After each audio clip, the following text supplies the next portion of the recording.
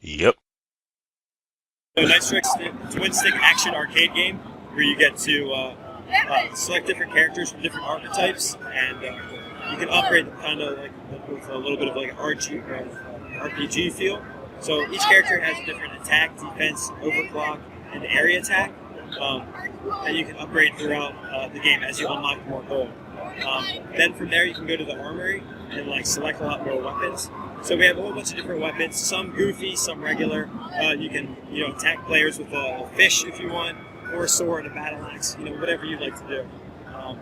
And then from there you can go back to the game, and then you hop right into battle. So it's a traditional like twin stick game where you use the left stick to control your movement, and the right stick to control the area of which you're going to attack. So if you press forward, you'll attack in front of your character. If you press behind you, you'll attack behind you, and pretty much like that.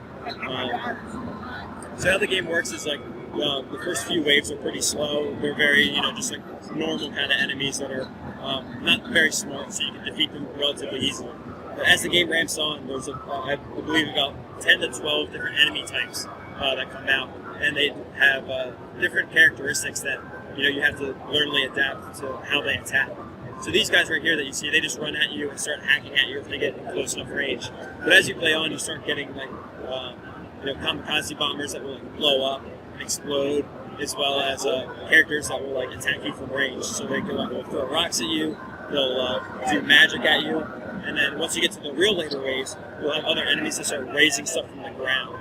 So you have to watch out for like where you're stepping, as well as what's coming at you, and as well as enemies trying to attack you melee style. I see there's a bow and arrow. It's a sword and a bow and arrow. Do you have an infinite number of arrows? Or? Yes, ammo is infinite. As the game ramps on, there's so many enemies. We didn't really want to worry about kind of like a reload system or an ammo system. So we just wanted the players just to be able to like fight continuously as long as they want. And basically, we didn't want to interrupt battle too much.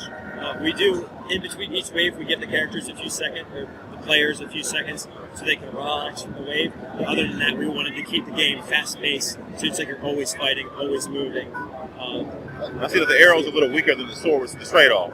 You keep shooting them, but they're not as powerful as the sword. Exactly.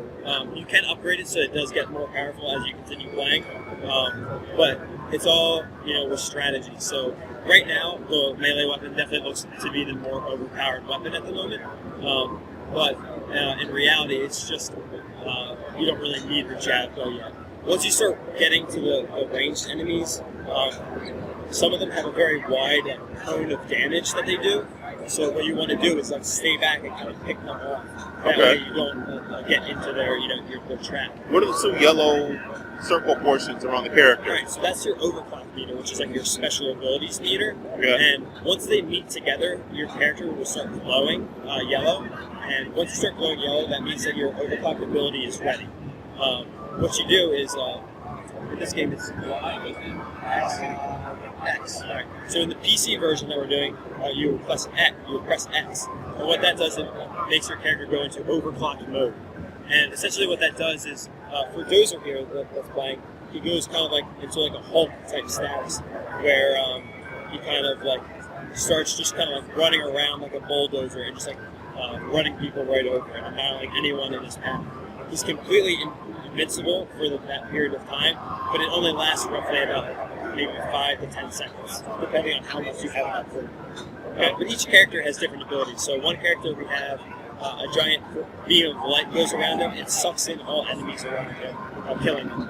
And then as you level up in the game, that ability then has healing capabilities. So if you reach all the way to like level 5 of AAA's overclock, every enemy that you suck in and defeat, he will then gain a little bit of health from that. So John, if you use your overclock right now, it's ready. As you can see, your character's glowing. He goes into kind of like Hulk status and just like pile drives everybody over. He just completely destroys them. Yeah. What platforms are you looking at for this? So right now, the mobile version is on iOS, Windows Phone, and Android. So I have a Windows Phone. Awesome. One of 8 people. Yes. It's not out right now. It's still in the process of being okayed by them. Android got accepted, I believe, 2 days ago. iOS got accepted yesterday. So we're just Nice. waiting. We're just waiting to hear back from Windows to see if there's any problems or complications. I'm sure they'll say yes. Don't they have enough games? And, Yes. We don't need your game. We have enough. Yes. They're not there yet. So yeah. Luckily, Unity made it very easy to go cross-platform, and it was very nice. But for computer, we have PC, we have Mac, and we're also doing Linux support as well. So the difference between the PC and the mobile version is there's going to be more levels, more characters, and also we want to feature on the PC co-op, so that way you sit down and play with your friends.